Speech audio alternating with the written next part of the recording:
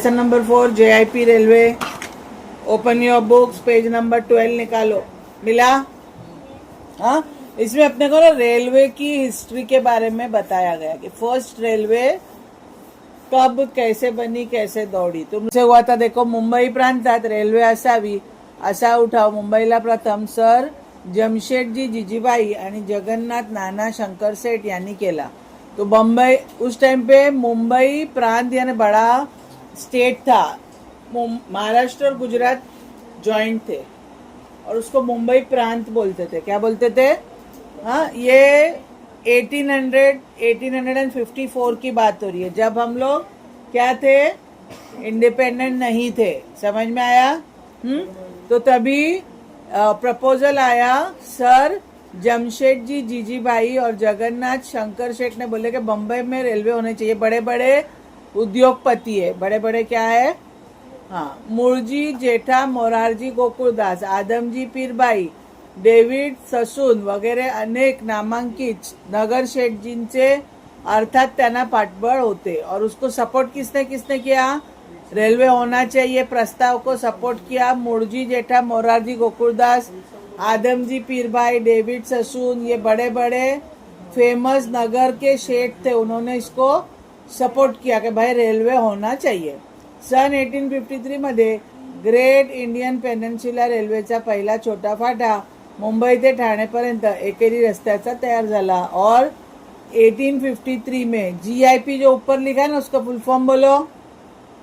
Great Indian peninsula. क्या है फुल form? पहली ट्रेन का नाम था ग्रेट इंडियन पेनिनसुला। रेलवे का पहला ट्रैक बम्बई से लेके थाने तक, थाना सबको मालूम है, मेन मुंबई से लेके थाने तक का सिंगल लाइन, एकेरी रस्ता मतलब सिंगल लाइन तयार हुआ। लोखंडी रुळावरून इंग्रज आगीन गाडी चालवणारी कल्पना लोकांना मोठी अचंब्याची वाटली। लोखंडी रूळ यानी आयन के ट्रैक्स, रूळ मतलब रेलवे ट्रैक को रूळ बोलते। क्या बोलते? तो ये गाड़ी, और उस टाइम पे स्टीम इंजन थे। क्या थे? आज के जैसा इलेक्ट्रिक या डीजल वाले इंजन नहीं थे। आगिन गाड़ी का मतलब क्या है? स्टीम इंजन चलने वाली है। ये सोच के लोगों को अचंबा होता था, होगा ही, क्योंकि उस टाइम 1853 में जाओ पीछे ना, कोई इंटरनेट है ना, कोई टीवी है ना, कुछ भी नहीं है। इंडियन जो ये थे लोग थे वो एकदम ही अनएजुकेटेड और एकदम साइंस वाइंस का कोई नॉलेज उनको नहीं था। तो उनके लिए तो ये अचंबे की बात थी। अचंबा मतलब बहुत सरप्राइज की बात थी कि आगगाड़ी मतलब रेलवे गाड़ी चलने वाली है, वो भी ट्रैक पे। अखेर मुहूर्ताचा दिवस जाहीर झाला।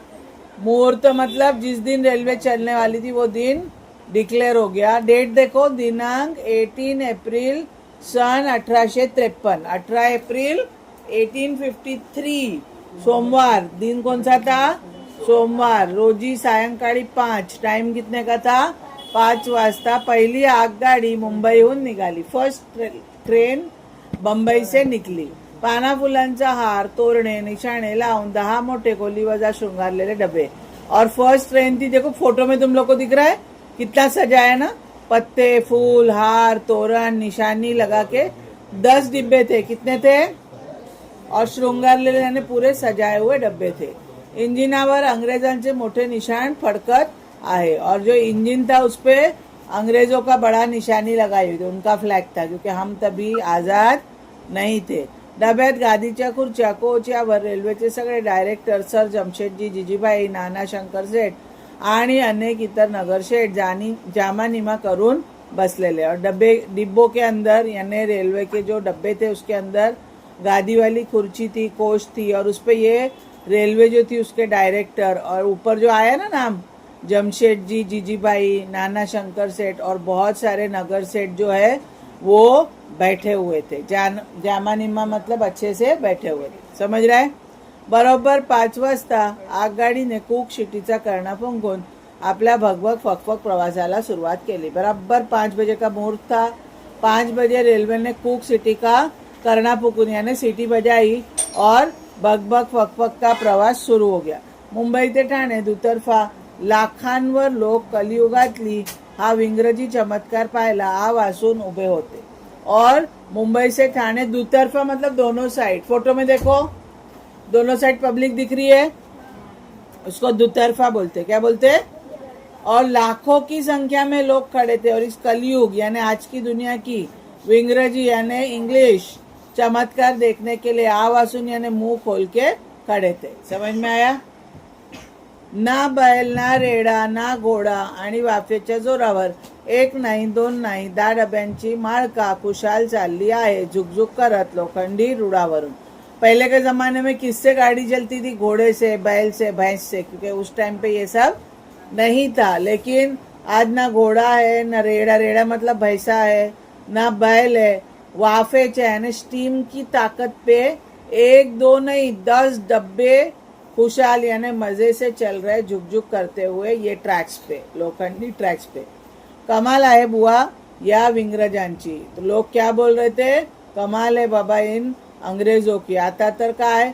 विस्तव आणि पाणी। विस्तव मतलब, विस्तव मीन्स आग और पानी मीन्स वाटर, ये दोनों को सांगड़िया ने ज्वाइन कर दिया और स्टीम बना दिए। बराबर ना?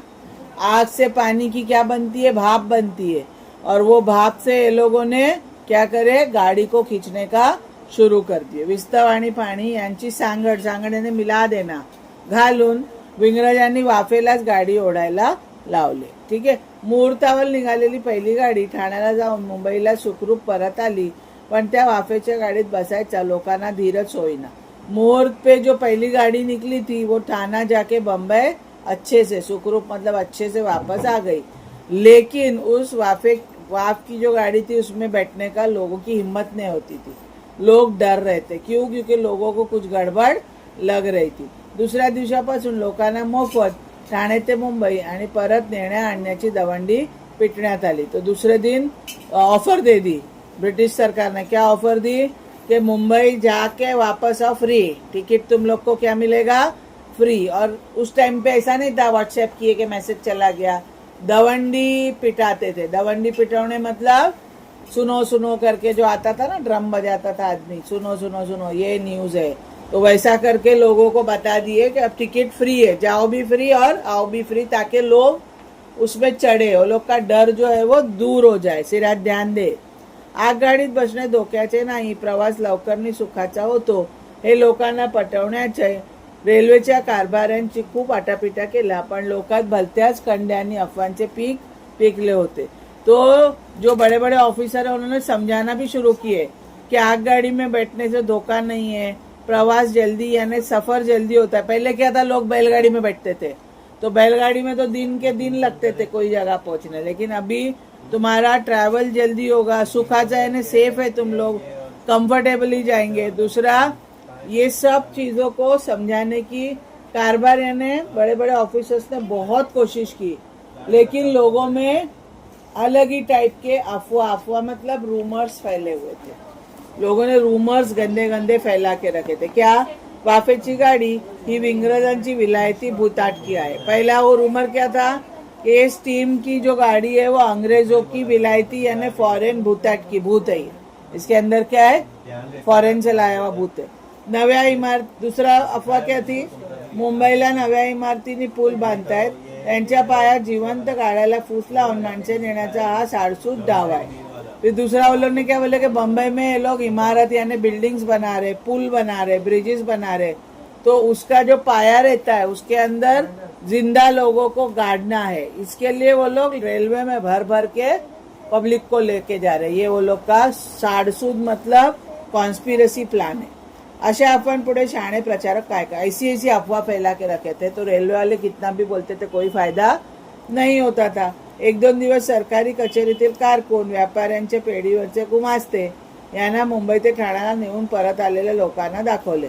फिर उन लोग ने प्रैक्टिकल शुरू किए। एक दो दिन उन्होंने क्या किए, सरकारी कचेरी के जो क्लर्क, कारकुन यानी क्लर्क थे, और व्यापारी पेड़ी यानी बड़े बड़े जो व्यापारी वर्ग के गुमास्ता लोग थे, वो लोग बम्बई से ठाना, ठाना से बम्बई बराबर सुखरूप वापस आए, तो वो लोगों को दिखाते थे, देखो ये लोग गायब नहीं हुए, ये लोग को किधर उठाए नहीं, ये लोग वापस आए। समझ में आए?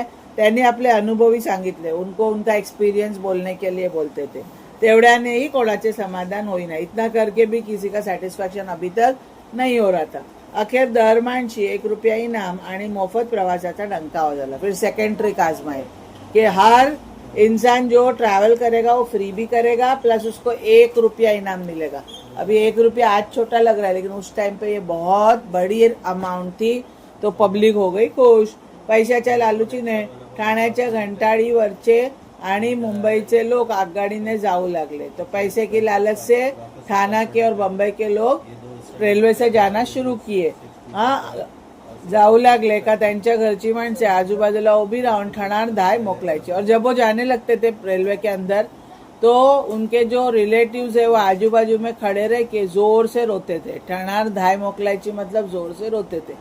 त्यांची समजूत काढता काढता रेल्वेचे अधिकारी अगदी टेकीला यायचे और उनको समझाते समझाते रेल्वे के अधिकारी एकदम थक जाते थे. टेकीला यायचे मतलब थक जाते थे. एकदा ते प्रवासी ठाणे मुंबईची सफर करून सुखरूप परत आले म्हणजे मग मात्र चौकशी करणाऱ्यांचे घोळकेच्या घोळके त्यांच्या भोवती जमायचे. लेकिन एक बार वही प्रवासी ठाणा मुंबई की सफर करके सही सलामत वापस आते थे तो फिर इंक्वायरी करने के लिए लोगों का झुंड जमा होता था उनके आसपास. घोळके मतलब बहुत सारे लोग गर्दी करते थे कि क्या हुआ क्या हुआ क्या हुआ. रुपयाचे इनाम पुढे आठाण्यावर आले. फिर धीरे धीरे गर्दी बढ़ने लगी. 1 रुपये का इनाम अब 50 पैसा हो गया. नंतर 4 आणे झाले. फिर 25 पैसा 4 आना हो गया.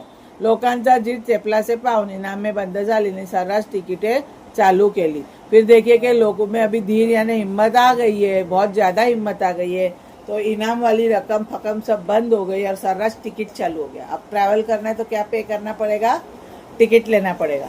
एरवी ठाणे मुंबईच्या बैलांच्या खटाळगाडीचा प्रवास म्हणजे तब्बल 1 दिवस खायचा. पहले के जमाने में मुंबई से ठाणा बैलगाड़ी से जाते थे लोग तो पूरा 1 दिन लगता था. कितना लगता था?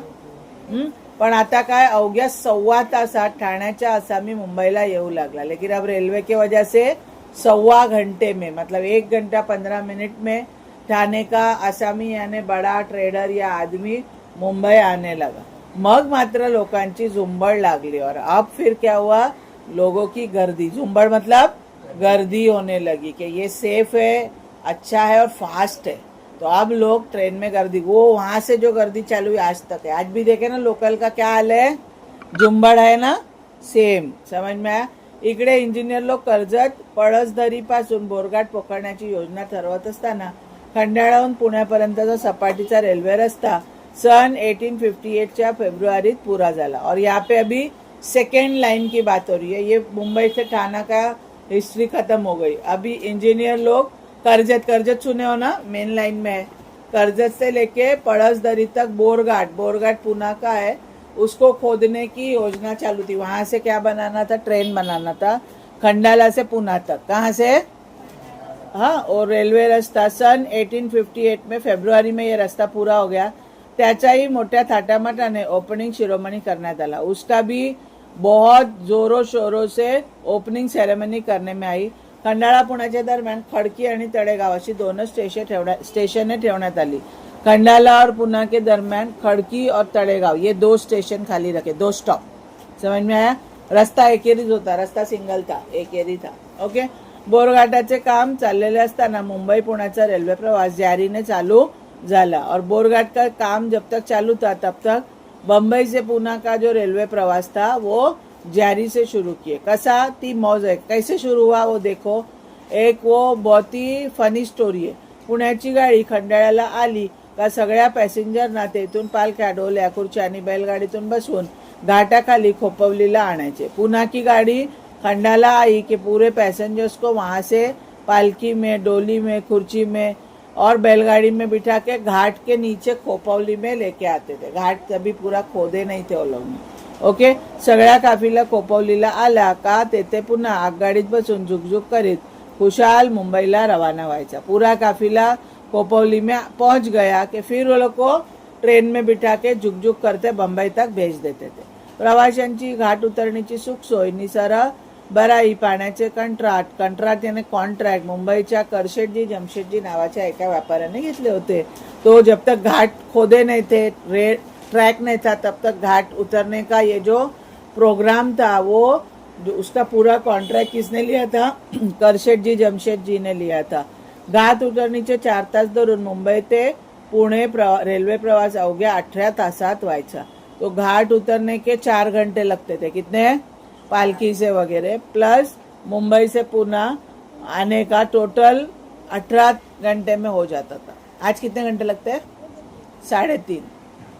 मुंबई पुणे घाट वाट अभी सब खोद डाले. अभी ऐसा कुर्सी बिरसी पे से उतरने की जरूरत. डायरेक्ट मुंबई पुणे 3.5 और ये कम होने वाला है रस्ता. याचेच देते त्याला नवल वाटायचं. ये सब उस टाइम पे सबको आश्चर्य नवल लगता था कि 18 घंटे में बम्बई से क्या हो जाते थे, पुणे पहुंच जाते थे. ठीक है, लेसन समझ में आया? कुछ डाउट है? एक बार रीड करो, अगर डाउट आई तो पूछो. ठीक है, चलो.